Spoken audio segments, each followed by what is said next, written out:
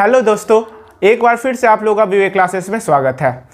तो जैसा कि आप लोग जानते हैं कि हम लोग क्लास 10th का सीरीज लेके चल रहे हैं, जिसमें हम लोग आज क्या जानेंगे, आज प्रोबेबिलिटी के बारे में जानेंगे। ठीक है, तो जैसा कि आप लोग जानते हैं कि प्रोबेबिलिटी जो चैप्टर है वो हम लोग 8, 9 में पढ़ चुके हैं। ठीक है, और फिर से हम लोग को 10 में पढ़ना है। तो इस बार जो 10 में जो सेक्शन पढ़ना है प्रोबेबिलिटी का, वो काफ़ी इंपॉर्टेंट है और उसी का रूप हम लोग 11th 12th में भी पढ़ेंगे। ठीक है, तो चलिए हम लोग देखते हैं प्रोबेबिलिटी। तो इसमें प्रोबेबिलिटी मतलब होता क्या है, तो सबसे पहले हम लोग हेडिंग लगा लेंगे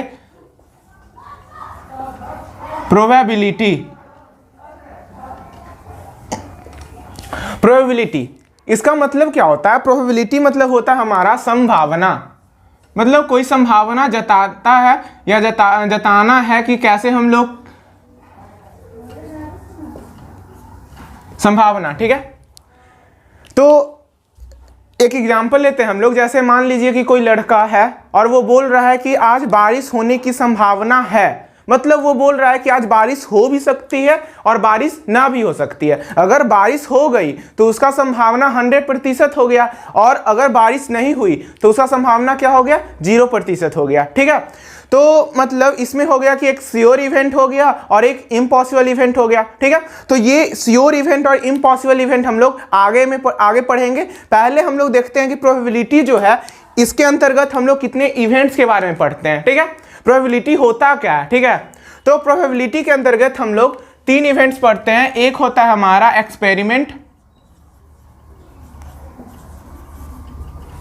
एक होता है हमारा इवेंट, और एक होता है हमारा sample space.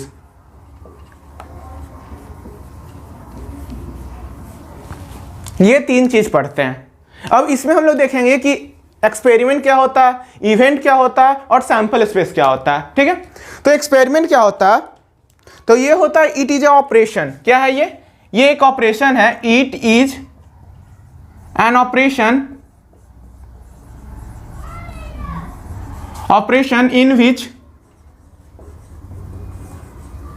in which we get an well defined outcomes। ठीक है, ये इसका क्या हो गया? डेफिनेशन हो गया। ये है एक्सपेरिमेंट। मतलब एक्सपेरिमेंट क्या हो गया? ये ऑपरेशन है, एक तरीके का जांच है, जिसके अंतर्गत हम लोग क्या लेते हैं? एक आउटकम प्राप्त करते हैं, वेल डिफाइंड आउटकम प्राप्त करते हैं। आउटकम मतलब होता है हम लोग बोल सकते हैं आसानी से, ये रिजल्ट है। ये हमारा क्या है? रिजल्ट है। वेल डिफाइंड आउटकम मतलब कि मान लीजिए हमें कोई ऑब्जर्वेशन दिया हुआ है। ऑब्जर्वेशन में मान लीजिए कि 1, 2, 3, 4, 5, 6, उसमें हम लोग को क्या बोला जा सकता है? ये हमारा दिया हुआ है कि इसमें, ठीक है, और इसमें हमें पता करना है कि 3 आने का प्रोबेबिलिटी कितना है, 6 आने का प्रोबेबिलिटी कितना है। तो जिस ऑपरेशन के अंतर्गत हम लोग इसे चेक करते हैं, उसे क्या कहते हैं? एक्सपेरिमेंट कहते हैं। ठीक है, और ये पूरा जो चीज होगा, आगे हम लोग पढ़ेंगे कि इसमें जो एलिमेंट होगा उसको इवेंट कहते हैं, और टोटल जो ऑब्जर्वेशन है उसको हम लोग सैंपल स्पेस कहते हैं। ठीक है, तो ये तीनों चीज हम लोग आगे पढ़ेंगे। पहला ये बात याद रखना है कि एक्सपेरिमेंट क्या है? एक ऑपरेशन है जिसके अंतर्गत हम लोग जान पाते हैं कि जो हमें चाहिए, जो आउटकम हमें चाहिए वो मिल रहा है या नहीं, उसका प्रोबेबिलिटी कितना है, उसका संभावना कितना है आने का। ठीक है, तो ये हो गया हमारा एक्सपेरिमेंट। अगर बात करें हम लोग इवेंट की, तो इवेंट हमारा होता है पॉसिबल और obtained outcomes is known as event.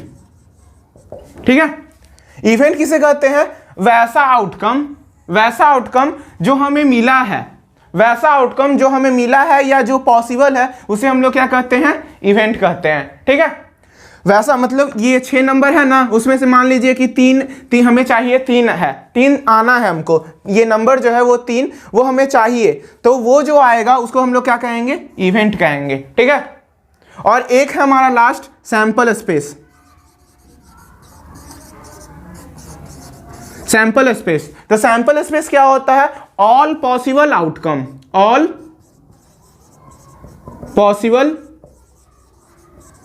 Outcomes are known as sample space. ठीक है, जैसे मान लीजिए एक हम एग्जांपल लेकर बताते हैं कि कैसे समझना है इसको। तो मान लीजिए कि हमारे पास क्या है, 5 ऑड नंबर है। तो ऑड नंबर हो गया 2, 5, 7, 9, 11। ठीक है, ये हो गया।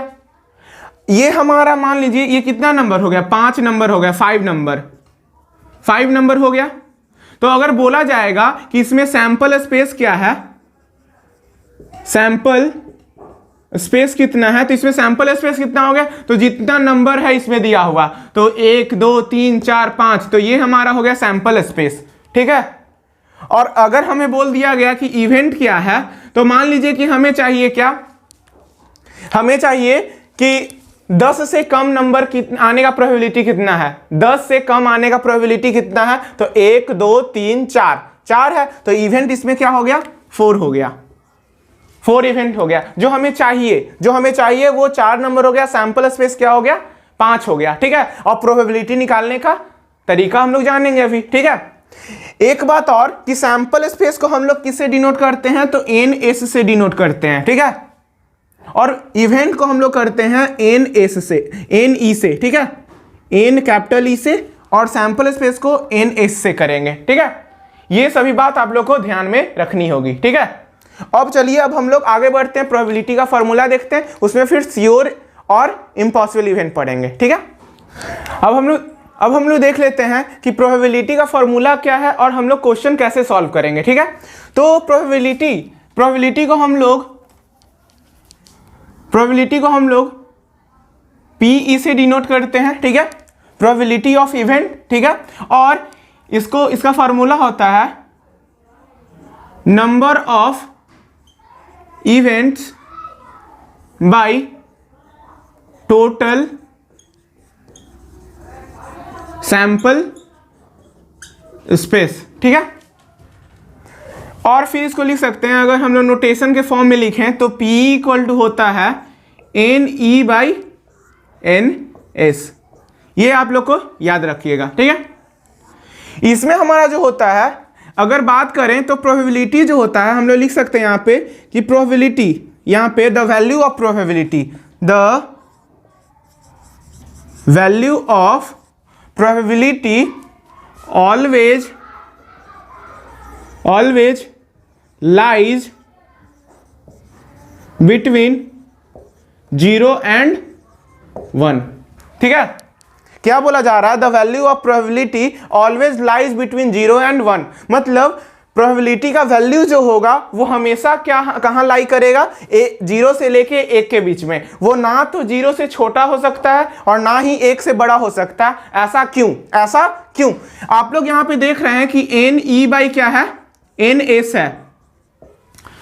ठीक है, तो नंबर ऑफ सैंपल स्पेस मतलब आउटकम, पॉसिबल आउटकम हमेशा क्या होगा, ये बड़ा होगा। मतलब टोटल हमेशा बड़ा होता है। जैसे मान लीजिए कि 1 है, 2 है, 3 है, 4 है और 5 है, इतने नंबर का हमें प्रोबेबिलिटी निकालना है। ठीक है, तो इसमें सैंपल स्पेस कितना हो गया, इसमें सैंपल स्पेस 5 हो गया। ठीक है, और मान लीजिए कि हमें 2 आने का प्रोबेबिलिटी चाहिए, तो 2 आने का प्रोबेबिलिटी मतलब नंबर ऑफ इवेंट कितना है, 1 है।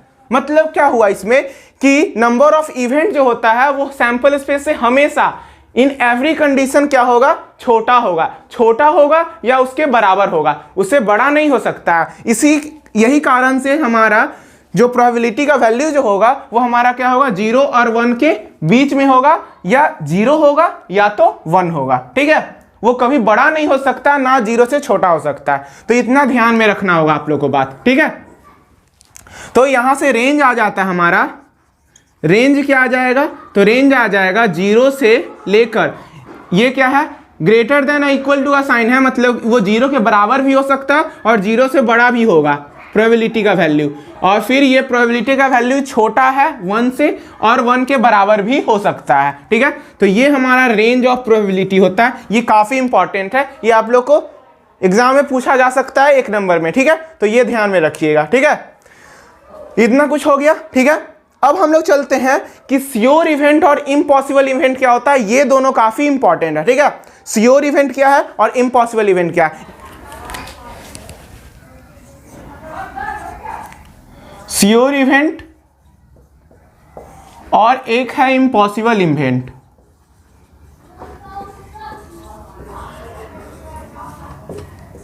ठीक है, मान लीजिए कि 6 नंबर दिया हुआ है, 1 2 3 4 5 और 6। ठीक है, श्योर इवेंट अभी देख रहे हैं हम लोग। ठीक है, अगर इसमें बोल दिया गया कि हमें ऐसा नंबर चाहिए, अ नंबर लेस देन 7, हमें एक ऐसा नंबर चाहिए जो 7 से छोटा हो। तो यहां पे सभी जो नंबर है, देखिए, तो ये भी 7 से छोटा है, ये सभी जो नंबर है वो 7 से छोटा है। मतलब इसमें एक एलिमेंट, हर एक एलिमेंट जो है वो क्या है, 7 से छोटा है। मतलब ये जो हो गया, ये जो गिवन आउटकम जो है वो हमेशा इसको सेटिस्फाई कर रहा है। मतलब इसका प्रोबेबिलिटी क्या हो गया, तो प्रोबेबिलिटी निकालने से पहले हमें निकालना होगा नंबर ऑफ सैंपल स्पेस। तो नंबर ऑफ सैंपल स्पेस में कितना आ गया, 6। और नंबर ऑफ इवेंट्स कितना आ सकता है, मतलब कितना नंबर है जो 7 से छोटा है। तो 6 जो नंबर दिया हुआ है, 6 जो है वो क्या है, 7 से छोटा है। तो नंबर ऑफ इवेंट क्या हो गया, 6 हो गया। तो प्रोबेबिलिटी ऑफ इवेंट क्या होता है, number of event by sample space. तो यहाँ 6/6, मतलब ये 1 के बराबर। मतलब ये हमारा 100% दे रहा है प्रोबेबिलिटी, ये 100% एक्यूरेट है। ये हमारा 6 जो नंबर दिया हुआ है वो क्या है, ये श्योर इवेंट दे रहा है, ये हमारा प्रोबेबिलिटी 100% दे रहा है। तो इन जैसे प्रोबेबिलिटी निकालेंगे तो इसको क्या कहेंगे हम लोग, श्योर इवेंट कहते हैं। ठीक है, अब बात करते हैं इम्पॉसिबल इवेंट की। इम्पॉसिबल इवेंट क्या हो गया, जैसे मान लीजिए कि 6 नंबर दिया हुआ है, 1 2 3 4 5 6, और इसमें अगर पूछ दिया गया कि a number greater than 7, a number greater than 7, इसमें आपसे पूछ दिया गया कि एक ऐसा नंबर इसमें से खोज कर बताइए, उसका प्रोबेबिलिटी कितना होगा कि वो 7 से बड़ा हो। लेकिन अगर हम लोग इसमें देखते हैं तो ये यहाँ तो 7 से बड़ा कोई नंबर है ही नहीं। तो नंबर ऑफ सैंपल स्पेस तो इसमें 6 होगा, लेकिन नंबर ऑफ इवेंट क्या होगा, पॉसिबल आउटकम क्या होगा, इसमें 0 होगा। जो हमें ऑफ्टेन होना चाहिए वो क्या हो गया, 0 हो गया। तो प्रोबेबिलिटी ऑफ इवेंट्स क्या हो गया, 0/6। तो ये हो गया 0। तो ये हो गया हमारा इम्पॉसिबल इवेंट, इम्पॉसिबल इवेंट। ठीक है, तो इस तरीके के इवेंट को हम लोग इम्पॉसिबल, जो 0% हमारा दे रहा है उसको इम्पॉसिबल इवेंट, और जो हमारा निश्चित दे रहा है, श्योर इवेंट दे रहा है, मतलब 6 जो नंबर था वो सभी सेटिस्फाई कर रहा है इस डाटा को, तो ये हमारा क्या देगा, श्योर इवेंट 100% दे रहा है। ठीक है, तो ऐसे इवेंट को हम लोग क्या कहते हैं, श्योर इवेंट, और ऐसे को कहते हैं इम्पॉसिबल इवेंट। ये काफी इंपॉर्टेंट है। अब इसमें लास्ट टॉपिक है हमारा कॉम्प्लीमेंट्री इवेंट। कॉम्प्लीमेंट्री इवेंट क्या होता है, ठीक है। अब हम लोग को देखना है कॉम्प्लीमेंट्री इवेंट। कॉम्प्लीमेंट्री इवेंट, तो कॉम्प्लीमेंट्री इवेंट क्या होता है, ठीक है। तो मान लीजिए let E be an event. मान लीजिए कि ई जो है हमारा एक इवेंट है, ठीक है, ठीक है। और यहां पे एक और चीज मानना है कि not E take not E also an event